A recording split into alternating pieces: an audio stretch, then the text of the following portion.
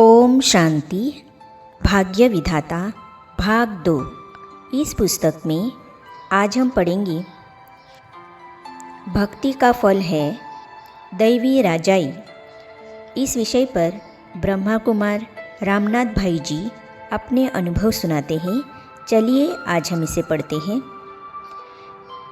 इसके बाद जब मैं व्यक्तिगत रूप से बाबा से मिला तो मन बाबा के प्रति अपनेपन से सराबोर था। कुछ भी नया नहीं लग रहा था। महसूस हो रहा था कि मैं अपने पिता के पास हूँ। मैं उस समय 3-4 मास का नया नया बच्चा था। बाबा ने मुझे पहले पहले स्मृति दिलाई, आपने जितनी भक्ति की है उसका फल दैवी राजाई है। मैंने मुस्कुराते हुए जवाब दिया, अब तो आप मिल गए हो बाबा, और क्या चाहिए। बाबा भी मुस्कुराते हुए बोले, बच्चे आप तो राम के भी नाथ हो। धन की आय और खर्च के बारे में भी बाबा ने पूछा। मैंने उत्तर में बाबा को सब बताया कि मैं कितना अपने लिए और शेष यज्ञ के लिए खर्च करता हूँ। तो तुरंत प्यारे बाबा ने मुझे खर्च करने की विधि इस प्रकार बताई। पहला, एक हिस्सा अपने लिए, दूसरा एक हिस्सा यज्ञ के लिए, तीसरा एक हिस्सा लौकिक माता पिता प्रति, और चौथा एक हिस्सा बचत के रूप में सुरक्षित रखना। मैंने बाबा को वरद हस्तों से टोली खिलाती, संग खेलते, अमृत पिलाती, संग झूला झुलाती, बच्चों की प्यार से पालना करती, छोटी सी छोटी बात बच्चों को प्यार से समझाती, और अंत में गोसून और कम सून की टोली देकर वट वृक्ष के नीचे आकर अपने कमल हस्तों से सफ़ेद रुमाल हिलाकर प्यार से विदाई देते दिखा। कर्म बंधन हो गए ढीले। बाबा जानी जाननहार है। इस बात का मुझे तब अनुभव हुआ जब बाबा ने मुझसे पूछा कि ये वस्त्र अर्थात पहने हुए कहाँ से मिले हैं? क्या बाबा के यज्ञ से? सच में जब मैं ईश्वरीय ज्ञान में आया था तो बाबा के यज्ञ से अर्थात जम्मू आश्रम से वे वस्त्र मुझे ईश्वरीय सौगात के रूप में प्राप्त हुए थे। परंतु मधुबन में रहते बाबा को कैसे पता चला? अवश्य ही प्यारे बाबा जानी जाननहार है। मुझे अनुभव हुआ कि बाबा बेहद के बाबा हैं, सारी सृष्टि की आत्माओं के परम पिता हैं। केवल एक मेरे ही नहीं, प्यारे बाबा के हृदय की विशालता, उदारता, त्रिकालदर्शिता तथा दूरदर्शिता का अनुभव उस समय भी मैंने किया जब बाबा ने मुझे अपने हाथों से सौगात दी। मेरे लौकिक माता पिता के लिए भी यज्ञ की टोली, एक बाल्टी और एक धोती भी सौगात में दी, जिन्हें पाकर माताजी पिताजी बहुत प्रसन्न हुए। प्यारे बाबा का यही प्यार उन्हें ईश्वरीय बंधन में बांधने का मुख्य आधार बना। मेरे कर्म बंधन भी ढीले हो गए। मेरी छोटी बहन सतीश भी बाद में बाप दादा से मिली। अन्य भाई बहनें तथा लगभग 15-20 अन्य पारिवारिक सदस्य भी ईश्वरीय पालना प्राप्त कर रहे हैं। कुछ इंसान ऐसे होते हैं जो आवश्यकता के समय पर काम आए तो उनके एहसान हम नहीं भूलते, परंतु बाबा तो हर पल काम आते हैं, इसीलिए उनके एहसान कभी भी नहीं भुलाए जा सकते, ना ही हम उनका कर्ज चुका सकते हैं। जीवन में अनेक ऐसे अवसर आए जब बाबा की अपार मदद मिली। खतरे का आभास। कुछ वर्ष पूर्व की बात है। वकील लालचंद जी अर्थात जो यज्ञ के भी वकील थे तथा बाबा के प्रिय बच्चे थे, ने अपने घर दिल्ली में फ्रेंड्स कॉलोनी में भ्राता निर्वेर जी, 10-12 विदेशी बहन भाइयों और दिल्ली के भी 4-5 बहन भाइयों को स्नेह मिलन कार्यक्रम में बुलाया। ड्रामा अनुसार मुझे भी निमंत्रण मिला था। जाने से पूर्व जब मैं बाबा के कमरे में आज्ञा लेने गया तो मुझे आभास हुआ कि बाहर जाने में जीवन को खतरा है।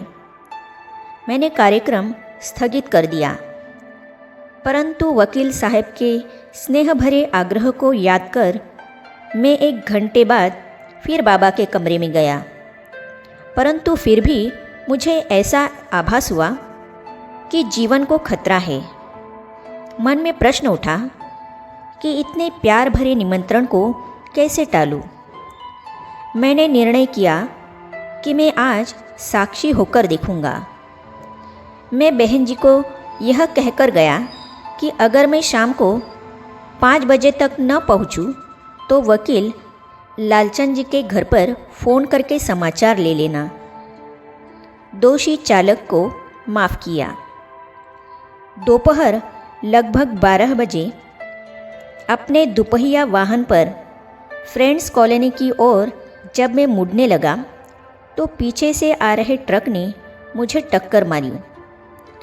ट्रक के अगले बाएं पहिए के साथ मेरा स्कूटर था तथा मेरी पीठ पर ट्रक का अगला दायां पहिया था। चालक गाड़ी छोड़कर भाग गया। पीछे से आने वाले लोगों ने मुझे उस पहिए के नीचे से निकाला और कुछ लोगों ने भागते हुए चालक को पकड़ा और पीटते पीटते मेरे पास ले आए। चालक भी बचाओ बचाओ कहकर चिल्ला रहा था। मेरे शरीर में मस्तक से होकर एक ऐसी तरंग अर्थात करंट ने प्रवेश किया जो सारे शरीर से होती हुई नीचे पैरों तक जाकर फिर वापस सिर तक आई और सारा शरीर फड़फड़ाया। मैं एकदम ठीक हो गया, जैसे कि मुझे कुछ हुआ ही नहीं था। मेरा स्कूटर भी उस ट्रक के टायर के साथ लगा, बिल्कुल सुरक्षित था। चालक को मैंने यह कहकर छुड़वा दिया कि मेरा किसी जन्म का हिसाब किताब था, वह पूरा हुआ। इसी दौरान लोगों ने पुलिस को भी बुला लिया तथा मैंने लिखकर दे दिया कि चालक को छोड़ दिया जाए।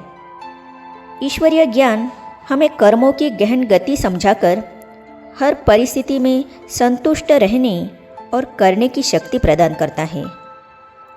समय पर काम आने के लिए बाबा है बंधायमान।